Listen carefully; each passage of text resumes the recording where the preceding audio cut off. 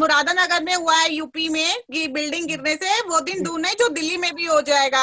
दिल्ली में डूसुक की ऐसी कई बिल्डिंग है जो जर्जर हो रही है, जो दिल्ली गवर्नमेंट के अंडर में आती है। जिस समय सरकार बननी थी, एक मिनट, जिस समय सरकार बननी थी, जिस समय केजरीवाल को अपनी सरकार बनानी थी, तब वो सड़कों पे आते थे, आंदोलन करते थे। अब क्यों नहीं आते हैं सड़कों पर? बहुत आते हैं कि मैडम आप तो पॉलिटिकल हो, इतने बड़े मुद्दे पर आप बैठे हुए हो कि हमारा भी कोई टेंडर पास करवा दो। मेरे को भी खूब ऑफर आती है कि मैडम ये टेंडर है, सीवर लाइन का टेंडर छूटा हुआ है, यूपी में गोरखपुर में एक प्रोजेक्ट चल रहा है, NH-29 पे, NH-24 पे प्रोजेक्ट है, इस प्रोजेक्ट के लिए आप ये पास करवा दो, इतना हम पैसा आपको दे देंगे। तो बस वो ये करप्शन मुद्दा है। अगर मैं भी सुन लेती कि हाँ, अगर मेरा भी मन करता कि हाँ मैं भी टेंडर ले लूं और मैं भी रिश्वत ले लूं, तो शायद आज ये तुम्हारा हादसा हो जाता। लेकिन ऐसा कोई था नहीं मुद्दा कि मैं रिश्वत लूं या मैं कोई गलत टेंडर रिलीज करूं, तो ऐसा मेरा कोई इरादा नहीं था। तो इसलिए अभी तक मैंने ऐसा कोई स्टेप नहीं उठाया कि मैं गलत टेंडर पास करवाऊं और रिश्वत लूं, जिससे कि ऐसे जो आए दिन यूपी में हादसे होते हैं। कुल मिला के ऐसा है ना कि राजनीति में रिश्वत ली जाती है, ये बात है ना? ये बिल्कुल है, बिल्कुल है ना? खुली छूट है। राजनीति में क्या, पूरा सरकारी प्रशासन करप्ट है। नहीं, सरकारी प्रशासन की राजनीति को तो लोग मुद्दा बना देते हैं, राजनेता को तो मुद्दा बना देते हैं। राजनेता नहीं हाँ लेते, करप्ट है, लेकिन बगैर प्रशासन के मिलके तो राजनेता भी कुछ नहीं कर सकते। नहीं राजनेता नहीं लेते। लॉ एंड ऑर्डर की पावर तो सरकारी प्रशासन के पास ही होती है ना सर। वो लाइन बगैर लॉ एंड ऑर्डर के तो राजनेता भी कुछ नहीं कर सकते। जी, वो लाइन ऑर्डर फिर किसके पास होते हैं? फिर तो नेताओं के पास होते हैं ना, किसको बर्खास्त करवाना है, किसको प्रमोशन करना है, किसको डिमोशन करना है। नहीं, लॉ एंड ऑर्डर तो भैया एक सरकारी अधिकारी को, संविधान में सरकारी अधिकारी को पावर दे रखी है। राजनेता तो कानून बना सकता है ना। लॉ एंड ऑर्डर में तो जो रजिस्ट्रेशन होता है वो तो सरकारी अधिकारी कर सकता है। उनके पास क्या अधिकार है? 5 साल वाले जो होंगे चुनाव करके, कोई एक ICS PCS जो टॉप लेवल के, कभी भी उनको बर्खास्त कर देते हैं, कभी कहीं से उठाए कहीं ट्रांसफर कर देते हैं। उनके पास क्या है? वो तो इसे एक दूसरे का चोली दामन है ना, हम मैं बचाओ तुम हमें बचाओ। लोकतंत्र के चौथे स्तंभ मीडिया के सर ऐसा नहीं है, राजनेताओं को तो लोग बदनाम कर देते हैं। राजनेताओं को तो अच्छा, आ रहा हूँ आपके पास। राजनेता को तो लोग बदनाम कर देते हैं। नहीं, राजनेता को बदनाम, राजनेता ऐसा करते नहीं है। नहीं, मैं ये नहीं कह रही कि राजनेता खरीद होते हैं, लेकिन मैं ये भी नहीं कहती कि राजनेता बिगड़े हुए होते हैं। मैं ये भी नहीं कह रही। परमिंदर जी हमारे के साथ किसान नेता फिर से दोबारा आ गए हैं। परमिंदर जी, आपको बहुत स्वागत है। जैसा कि दुखद घटना है, अगर आप सुन रहे, आवाज मेरी सुन रहे हो तो, कि 24 लोगों की गाजियाबाद में जान चली गई है, मुरादनगर में। उसके लिए जो हर बार होता है, हर बार चाहे कहीं भी हो, कि छोटे मोटे इंजीनियर ठेकेदार पकड़ लिए जाते हैं और उससे काम निकालने की कोशिश की जाते हैं, मुआवजा देने की कोशिश किए जाते हैं। तो आपको क्या लगता है इसमें कौन जिम्मेदार होता है? मतलब 1000 रुपये कमा देता मैं बचा नहीं सकता। तो बहुत बड़ी रकम। सर्वप्रथम मुरादनगर में हुए हादसे की खबर से मैं बहुत ज्यादा आहत हूँ और इस घटना पे मैं हताहत लोगों के परिवारजनों के प्रति संवेदना प्रकट करता हूँ और घायल हुए सभी लोगों की ठीक होने की जो है अति शीघ्र भगवान से प्रार्थना करता हूँ। अत्यंत दुखद घटना है और ये घटना कहीं ना कहीं हम लोगों को इतना आहत कर रही है और इस तरह की घटनाएं देश में पहली बार नहीं हो रही है, अब से पूर्व में भी हुई है और आगे अब आज की वर्तमान सरकार में भी हुई है। लेकिन अत्यंत दुखद विषय और सोचने वाले विषय यह है कि ये घटना आखिर हुई क्यों, आखिर ऐसा क्या हुआ तो ये घटना घटी। विषय ये है कि ई टेंडरिंग चालू हुई जब से, तो कहीं ना कहीं एक ये हुआ कि भाई भ्रष्टाचारी खत्म होगी, सब चीजें व्यवस्थाएं दुरुस्त होंगी। एक ई टेंडरिंग का जो जरिया और जो चीजें दी गई है वो सिर्फ एक नाम दे दिया गया है कि हाँ ई टेंडरिंग होती है, बट ई टेंडरिंग होते नजर नहीं आ रही है। आज कहीं ना कहीं सेटिंग, एक मिनट सर, कहीं ना कहीं सेटिंग के आधार पर ही, कहीं ना कहीं सेटिंग के आधार पर ही आज भी जो है टेंडर हो रहे हैं और खराब मटेरियल की वजह से। मैं आपकी जानकारी के लिए बता दूं कि अभी दिल्ली गवर्नमेंट ने जो है और हरियाणा गवर्नमेंट ने कुछ जो है एक्स्ट्रा जो माल लेके आते थे, गाड़ियां लेके आती थी, उनमें कंट्रोल किया है। मात्र 9 टन एक डंपर में माल आता है। पहले जो आता था 20 टन माल आता था एक डंपर में, रोड या डस्ट, वो आज 9 टन आ रहा है, 8 टन आ रहा है, जिससे कि कोई दुर्घटना रोड पे ना घटे और दुर्घटनाएं कम से कम हो। तो इसी सब चीजों के चलते वहां पे जो मुरादनगर हमारे पास में है, गाजियाबाद में लगता है, और ये माल आता है सीधा पाली से। तो एक लिमिटेड माल आने की वजह से वहां पे अच्छी सामग्री यूज नहीं की गई, से लेंटर नहीं डाला गया और उसको समय से खोल दिया गया, जिसकी वजह से वो लेंटर गिरा। और जब वो सबके साथ में जो लोग गए थे अंतिम संस्कार करने शमशान घाट में, जो लोग गए थे उनके साथ में संवेदना प्रकट करने गए थे, दुख भाव अपना प्रकट करने गए थे, वो उन लोगों को भी जो है वहां पे उनकी मृत्यु हुई। तो ये विषय है कि सरकार ने जिन लोगों को टेंडर दिया, जिन ठेकेदारों को टेंडर दिया, उनके खिलाफ कार्रवाई हो, उस अधिकारी के खिलाफ कार्रवाई हो जिस अधिकारी के संरक्षक में उस कार्य को अंजाम दिया जा रहा था। और उस सरकार के ऊपर में भी जो है इस चीज की कार्रवाई होनी चाहिए कि इसका आखिर जिम्मेदार होगा कौन, इसकी जिम्मेदारी कौन लेगा। तो इसमें सीधा सरकार भी इन्वॉल्व है इसमें। भारतीय जनता पार्टी के जो हमारे मुख्यमंत्री योगी आदित्यनाथ जी हैं, उन्हें सीधा हस्तक्षेप करते हुए उनके जो कि कोई रुपया पैसा दे करके, किसी को नौकरी दे करके कोई जीवन की हम वो तो नहीं कर सकते, लेकिन कम से कम इतना हो सकता है कि जो लोग मरे हैं, जो लोग वहां पे वो शहीद हुए हैं, जो लोग वहां पे एक दुर्घटना के तहत जिनकी मृत्यु हो गई वहां पर लेंटर गिर के, उसी हिसाब से उनके परिवारजनों को उचित मुआवजा दिया जाए और सभी परिवारजनों को सरकारी नौकरी दी जाए, जिससे कि उनका परिवार आगे चल सके। क्योंकि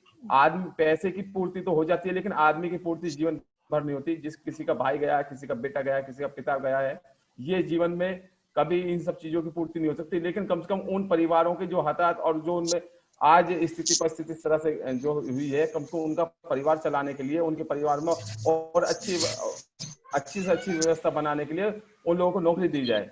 और जो इसमें गड़बड़ घोटाला कर रहे थे जो लोग, उनके खिलाफ सख्त से सख्त कार्रवाई हो, यही सबसे अच्छा तरीका है। मैं ये कहना चाह रहा हूँ कि जैसे पीछे 2018 में आपने सावेरी का घटना में देखा, आप सभी जानते हैं, उसके बाद भी नोएडा शहर के, आप नोएडा से जुड़े हैं, तो कई सेक्टर में आड़े के छत गिर रहे हैं उनकी।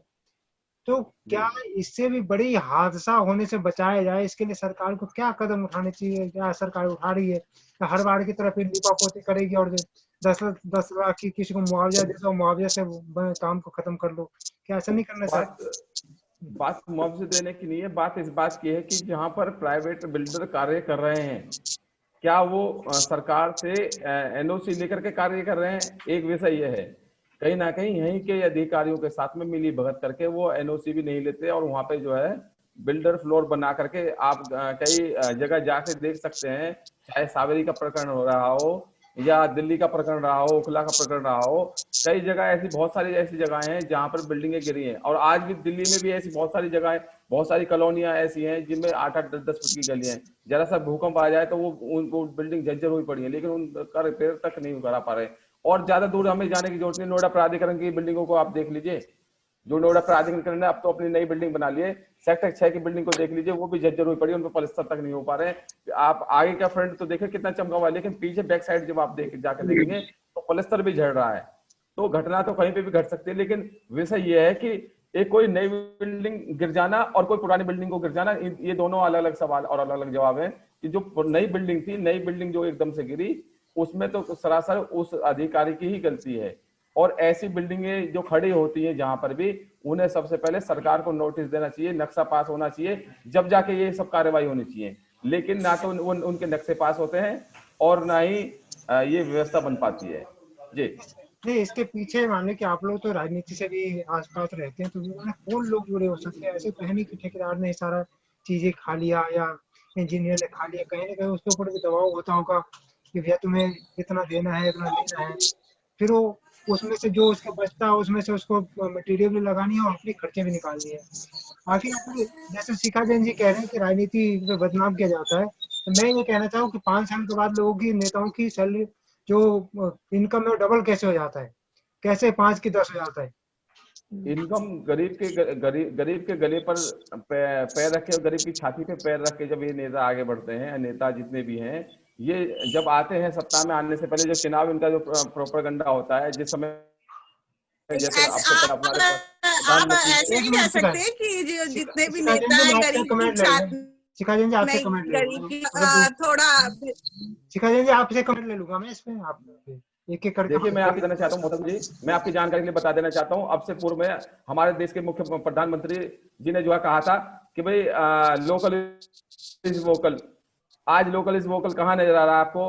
अब से पहले हमारे प्रधानमंत्री जी ने घोषणा की थी कि भाई सबके अकाउंट में जो है 15 लाख रुपए आएंगे गरीब के खाते में। किस गरीब खाते में 15 लाख रुपए? ऐसा कुछ नहीं था, वो बातों का मुद्दा बना दिया गया कि 15 लाख अकाउंट में आएंगे। बातों का मुद्दा ये कहा था कि अगर काला धन आएगा तो हो सकता है इनके खातों में इतना पैसा आ जाएगा, ये कहा था। ये नहीं कहा था कि हम दे देंगे। नहीं, हम आज मुरादनगर पे बात करें, मुद्दा भटकाएंगे नहीं, कोई भी मुद्दा भटकाएंगे नहीं, हम मुरादनगर की बात सर। दिल्ली में केजरीवाल जी ने भी तो कहा था जन लोकपाल बिल पास होगा, वो बिल तो आज दिन तक पास नहीं हुआ। जो केजरीवाल जी ने बोला था जन लोकपाल बिल पास होगा, अन्ना हजारी को लेकर वो आए थे और सत्ता में अन्ना हजारी को अगर हम बात करें मुरादनगर की, बात करें मुरादनगर के बारे में, बात करते तो सारी चीजें आप जैसे उस चर्चा पे आना चाह रहे हैं, तो मुरादनगर की चर्चा के लिए तो देखो यही सबसे बड़ी बात है। मैं आपको बता दूं ये हमारा वतन की आवाज की एक बहुत बड़ी पहल है, और जो सोशल मीडिया के माध्यम से सारी जानकारी इकट्ठी की जा रही है। मुरादनगर में मरने वालों को भगवान हरि अपने चरणों में जगह दे, उनके परिवार को सांत्वना दे। लेकिन हम एक बात पूछना चाहते हैं आप सभी लोगों से, ये किस निधि से बना था? विधायक की निधि से बना था या संसद की निधि से बना था? पहले हमको ये बताइए। और किसके नाम ठेका हुआ था? इंजीनियर कौन था? जेई कौन था? क्यों जेई जो होते हैं, इंजीनियर होते हैं, अपने रिश्तेदारों को लाके अपने पास धर लेते हैं, उनको भी कमीशन चाहिए। नेता के प्रतिनिधि के नाम से टेंडर होते हैं, जिसको सबूत चाहिए मैं दूंगा। मैं नोएडा से बिलोंग करता हूं, लखीमपुर खीरी का रहने वाला हूं, यूपी का निवासी हूं।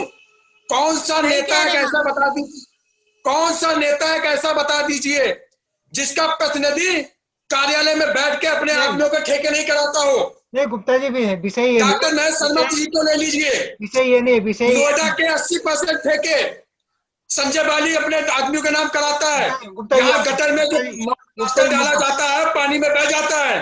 गुप्ता जी मुद्दा मत, ये सीधे सीधे विधायक पे कार्रवाई होनी चाहिए, इंजीनियर पे होनी चाहिए।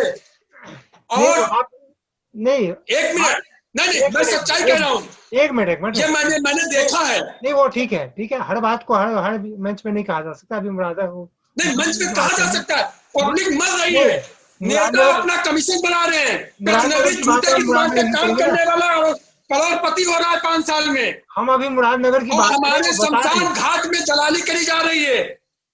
इसीलिए कहता हूँ कि मोहनगंज में जो हमारा उनका बना हुआ है उसमें दलाली नहीं चलती, लेकिन हमारे हिंदू समाज में मंदिर बनना है, शमशान घाट बनना है, उसमें दलाली नेता कर रहे हैं, इंजीनियर कर रहे हैं, उनके साले आ रहे हैं इनके पास काम करने, उनके नाम कर रहे हैं। आप हमारी बातों के जवाब दीजिए। मैं सब बातें कह रहा हूँ जो आप बातें कह रहे हैं, मैं ये कह रहा हूँ वही बात मैं कह रहा हूँ। उस मामले में एक मिनट सुनिए, पहले सवाल पूछिए। उस मामले में सिर्फ इंजीनियर और ठेकेदार को जिम्मेदार ठहरा देना, उस पर आरोप लगा देना क्या उचित है? गलत है, नहीं अनुचित है। उसमें सबसे पूर्व में जो गुप्ता जी ने बात कही, गुप्ता जी को बोलिए। एक मिनट जवाब मैं दूंगा। नोएडा प्राधिकरण में जितने परियोजना अभियंता हैं और जितने जई हैं सर्किल के, एक मिनट, उनके सारे भतीजे भांजे साले उनके साथ रहते हैं, जबकि कोई ड्यूटी नहीं करते हैं और वो कार्य देख रहे हैं, तो कार्य कहां से सही होगा? और यही हमारे मुरादनगर में हुआ है। अच्छा, नहीं मुरादनगर में यही हुआ, ठेका किसी के नाम, ठेकेदार ने ठेका दिया, उस ठेकेदार ने ठेका दिया, उस ठेकेदार ने ठेका दिया। अच्छा, और उसमें बंदरबाट हो गया, हमारे परिवार के इतने भाई चले गए। हाँ, ये बात हुई ना आपकी। लेकिन मैंने जो पूछा वो जवाब नहीं दिया आपने कि क्या इंजीनियर और ठेकेदार को पकड़ लेना, उस पर आशुका लगा देना उचित है? तो परमिंदर जी कह रहे हैं उचित नहीं है, क्योंकि उचित नहीं है। इसलिए नहीं है, उसका किसी के निधि से बना, किसकी निधि से पैसा आया, उसने किसको टेंडर पास कराया, उसके ऊपर कार्रवाई अगर हिंदुस्तान में हो जाए, उत्तर प्रदेश में योगी जी करेंगे। योगी जी ने अभी 45 मिनट पहले ऐलान किया है कि वहां पर और भी है, उनको पकड़ा जाए, नगर आयुक्त के ऊपर मुकदमा लिखाया जाए और ये कार्रवाई हो कि योगी जी हैं और नामुमकिन है, योगी जी जो भी करेंगे और बहुत सही करेंगे, कार्रवाई होगी। गुप्ता जी, नोएडा सेक्टर 74 के बिल्डिंग गिर रहे हैं सुपर टाउन वाले की जी, टाउन वाले की, वो 4 जी, पैसे भेज रहे हैं योगी जी को जी, अगर वो बिल्डिंग गिरेगा तो कितने लोग मरेंगे, क्यों नहीं जवाब? बहुत मरेंगे। अब सुनिए, उसमें वो जो सुपरटेक बिल्डिंग है, हाँ, आप उसमें कौन कौन नेता का पैसा लगा ये मालूम है आपको? नहीं नेता की बात नहीं कर, हम अभी जो प्रशासन नहीं नहीं नहीं नहीं नहीं, प्रशासन क्या है, मैं बता रहा हूँ वो बातें नहीं हो किस रही, नेता वो का, बातें नहीं हो रही है, वो बातें नहीं हो रही। आप बात किस मंत्री का पैसा लगा है? चाहूंगी अभी क्या एक्शन होना चाहिए, उसको लोगों को बचाने के लिए उसमें 10,000 फैमिली अभी वहाँ पर लोगों को एकत्रित होना चाहिए और एकत्रित होकर के लोकतंत्र की आवाज उठानी चाहिए। आज लोग अगर नहीं वहाँ आवाज उठाएंगे तो कहीं ना कहीं एकदम से जो है कोई भी बड़े हादसा या बड़ा कोई दुर्घटना हो सकती है।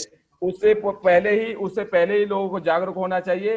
लोगों को जागरूक होकर के अपार्टमेंट के बाहर में आकर के लाइव मीडिया के माध्यम से, social media, electronic media, print media के माध्यम से अपनी आवाज को जागरूक करना चाहिए और सरकार तक पहुंचाना चाहिए कि आखिर ये बिल्डर कौन बिल्डर है, आखिर इसने इतनी घटिया सामग्री क्यों लगाई। और जैसा आज अभी आपने बताया कि गाजियाबाद में जो ये घटना हुई है, हालांकि बहुत दुखद है, ऐसी घटना दोबारा ना घट जाए। अब ऐसी घटना आपसे पूर्व में जैसे नोएडा एक्सटेंशन में घटी थी सावेरी में, वही घटना अब दूसरी जो है घटना इस यहाँ पे ना घट जाए। नोएडा के अंदर में ऐसी घटना को अंजाम ना दिया जाए। कम से कम ऐसी घटनाओं की ना स्थिति परिस्थिति बने तो कम से कम उन सब लोगों को एकत्रित होकर के, भाइयों को, बहनों को और सबको एकत्रित होकर, सबके परिवार को एकत्रित होकर के वहां पे और ये आवाज उठानी चाहिए प्रिंट मीडिया के माध्यम से, इलेक्ट्रॉनिक मीडिया के माध्यम से। और मीडिया में बहुत दम है, बहुत जान है और हमें पूरा उम्मीद है मुख्यमंत्री तक आवाज जाएगी।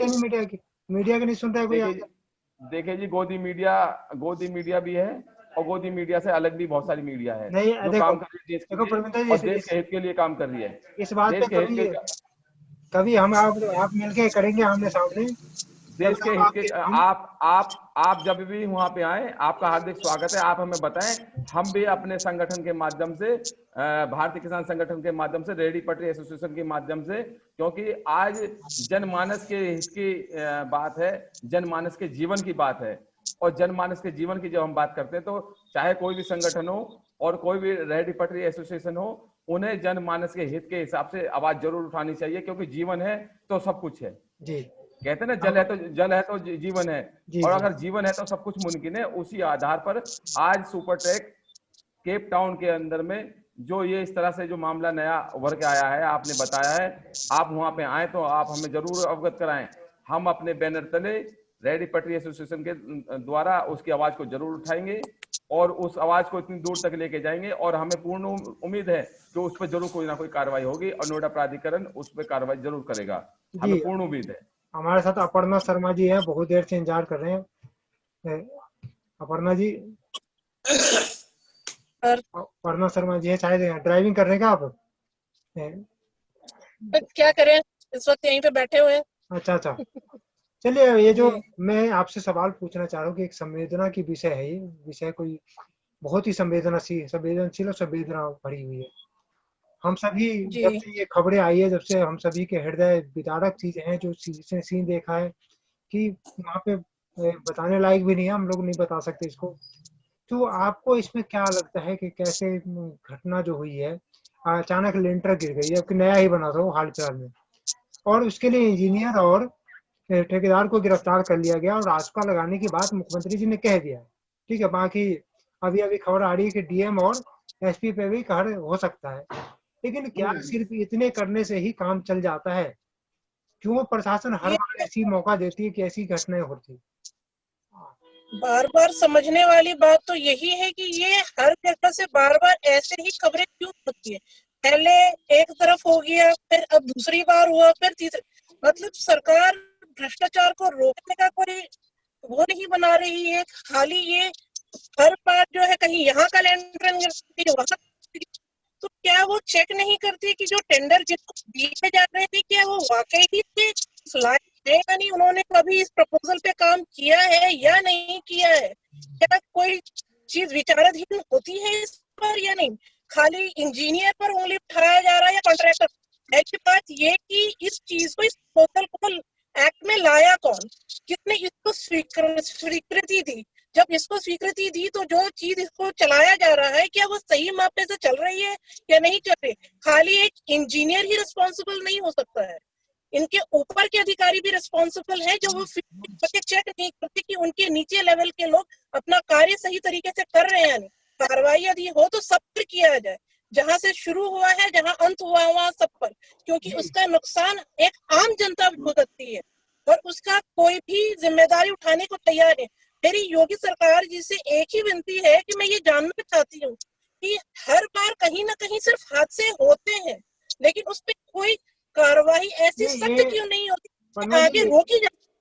ये मामला सिर्फ योगी सरकार, मोदी सरकार या दिल्ली सरकार की नहीं है, पूरी भारत में आप देखिए, चाहे हावड़ा का ब्रिज गिरा हो, पटना पुल गिरा हो, जो भी हो, उसमें छोटे मोटे इंजीनियर को 2-4 को पकड़ लिए जाते हैं उसको। और एक और बता दूं आपको कि मामला यहाँ तक पहुंचे कि नोएडा में जो परविंदर जी उससे जुड़े हुए हैं, जी जी एक मिनट, परविंदर जी उससे जुड़े हुए जमीन जो किसानों वाली मामला है, इसमें जांच हुई है लोगों की, तो उसमें से कुछ तो रिटायर्ड हो चुके हैं, कुछ ऐसे अफसर है जो जूनियर लेवल के। तो जो 30-40 हजार करोड़ के घोटाले हैं, जो आवासीय औद्योगिक भूमि को आवासीय में बदल दिया गया है, उसमें कुछ लोगों का नाम डाल के और ये बना रहे हो कि इनको सैलरी नहीं बढ़ाई जाएगी और इनको प्रमोशन नहीं दिया जाएगा। अरे भैया वो क्या करेंगे प्रमोशन लेके, जब उन्होंने करोड़ों रुपए डकार के पहले बैठे हैं।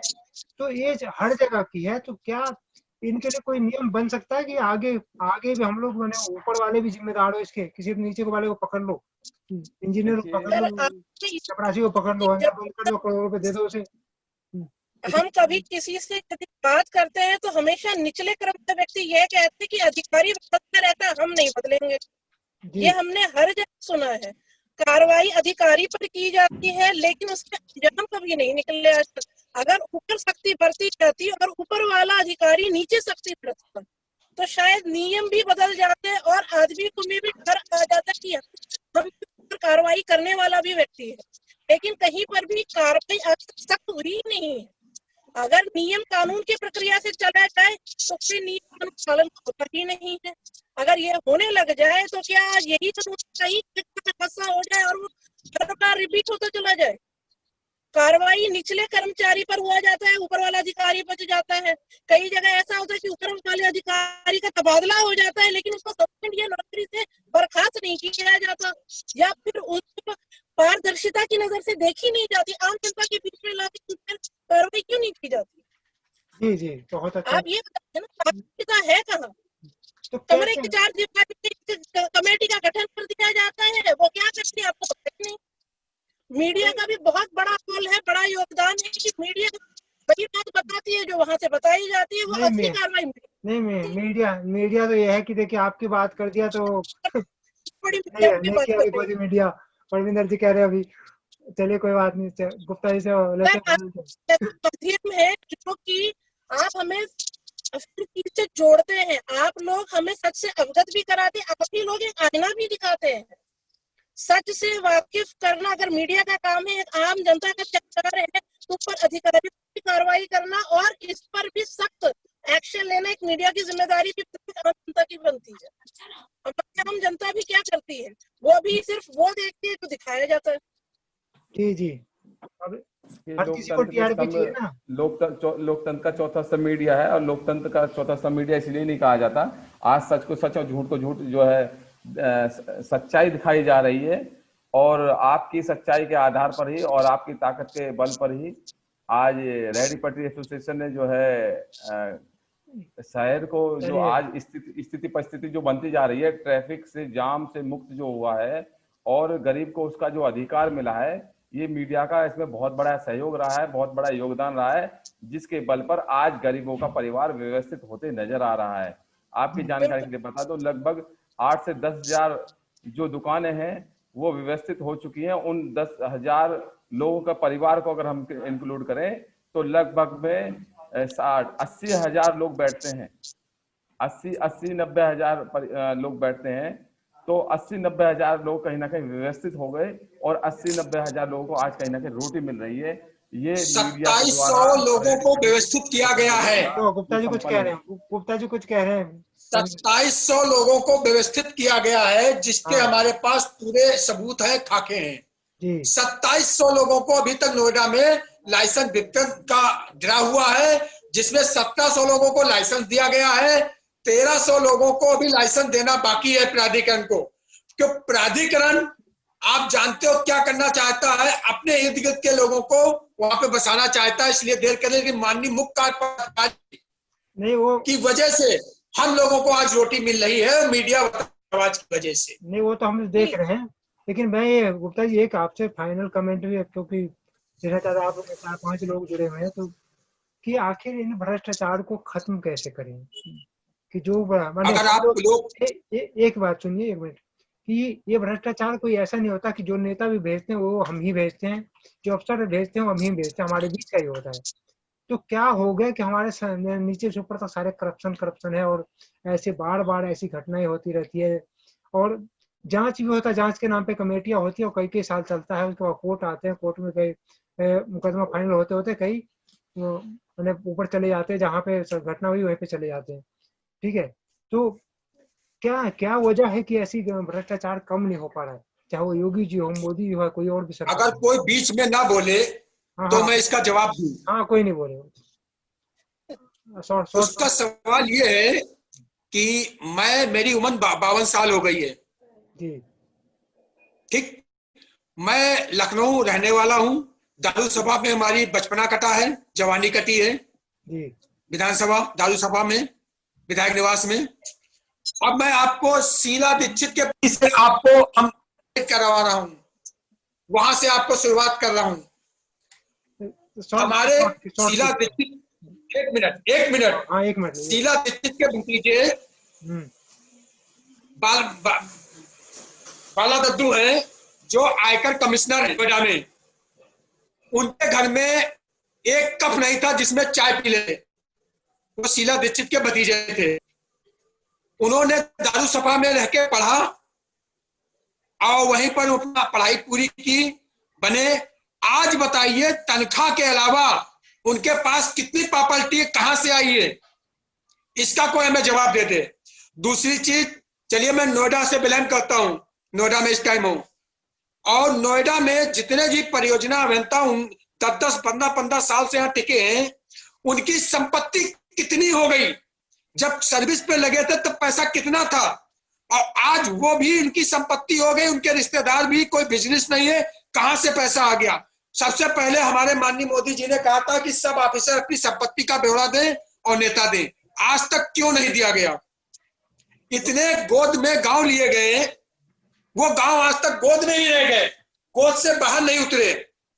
अब आपको हम बताऊं, सन 1947 से पहले हमारे वहां लखीमपुर खीरी में मेन रोड बनी थी अंग्रेजों के टाइम पर। वो रोड आज भी है, जिसमें एक गड्ढा नहीं है। और हमारे चचेरे मामा हैं वित्त मंत्री राजेंद्र प्रसाद गुप्ता, सीतापुर नगर विकास अटल सूत्री कार्यक्रम में एक रोड बनी थी लखनऊ से लेकर दुधवा नेशनल पार्क तक। वो रात में 2 बजे रोड पर आके वो मशीन लगाते थे, कितनी गिट्टी पड़ी है, कितनी राबिश पड़ी है, कितनी खंजे हैं, वो चेक करते थे। आज भी रोड पे गड्ढे नहीं है। तो यहाँ पर नेता क्या करते हैं, उनको पैसा चाहिए, वो गोरा हो या काला हो, और जो अधिकारी इंजीनियर बन गया वो अपने साथ अपने रिश्तेदारों को ले आता है उस डिपार्टमेंट में, कैजुअल पे रख लेता है। वो बंडर बात करते हैं, क्यों? उसके पति का भाई होता है, साला होता है, कोई भांजा होता है, कोई भतीजा होता है। ऐसा मैं उदाहरण आपको नोएडा प्राधिकरण में भी दे दूं। और नेताओं की संपत्ति क्यों नहीं हाकी जाती? एक नेता रोड पर अतिक्रमण कर लेता है, उसको कहा जाता है ये अतिक्रमणकारी नहीं है। और एक अगर जूता बुलंदशहर में बेचता है ठाकुर के नाम से, ब्रांडेड जूता, उसको आज पुलिस ने उठा के जेल में बंद कर दिया। आज की घटना है, मैंने आपको वीडियो डाल दिया है। तो ये कहाँ का कानून है? मतलब एक जो प्रतिनिधि हमने चुना है, वो प्रतिनिधि हम गरीब से मिलने के लिए टाइम नहीं है। और माफिया अगर जाते हैं विधायक सांसद के वहां, जिला अध्यक्ष के वहां, तो उसका स्वागत 2 पैसे का गार्ड जो बैठता है, आइए साहब आपको बुला रहे हैं, हमको लोगों को मिलने नहीं जी। देता है। अब 2-3 मिनट बचे हैं। 2017 एक सेकंड, 2017 में हमारे रेडी मैं अपनी बात कहना चाहूंगी। हाँ, वो दिन दूर नहीं जो अभी हादसा मुरादानगर में हुआ है यूपी में कि बिल्डिंग गिरने से, वो दिन दूर नहीं जो दिल्ली में भी हो जाएगा। दिल्ली में डूसुक की ऐसी कई बिल्डिंग है जो जर्जर हो रही है, जो दिल्ली गवर्नमेंट के अंडर में आती है। जिस समय सरकार बननी थी, एक मिनट, जिस समय सरकार बननी थी, जिस समय केजरीवाल को अपनी सरकार बनानी थी, तब वो सड़कों पे आते थे, आंदोलन करते थे। अब क्यों नहीं आते हैं सड़कों पर? बीजेपी जो गिरने वाली है वो जर्जर हो रही है, उस बिल्डिंग को पे कोई ध्यान नहीं दे रहा। जो अभी हादसा मुरादानगर में हुआ था वही हादसा दिल्ली में भी होने वाला है। एक मिनट, मैं कोई आम आदमी का पार्टी नहीं हूँ, ना कांग्रेस का हूँ, मैं आरएस का हूँ। खून भी काटो तो आरएस का निकलेगा। ये देखिए, यहाँ कोई पार्टी की कोई बात ही नहीं है। नहीं मैम, सर यहाँ पे कोई पार्टी की बात नहीं है। मैं तो एक इंटीमेट करना चाह रही हूँ, दिल्ली की बात नहीं कर रहे, मैं यूपी की बात कर रहा हूँ। वतन की आवाज से मैं कहना चाह रही हूँ कि पब्लिक को जरा ये चीज अवेयरनेस होए कि जो दिल्ली में डूसुक की बिल्डिंग है, कृपया उस पर भी ध्यान दिया जाए। वतन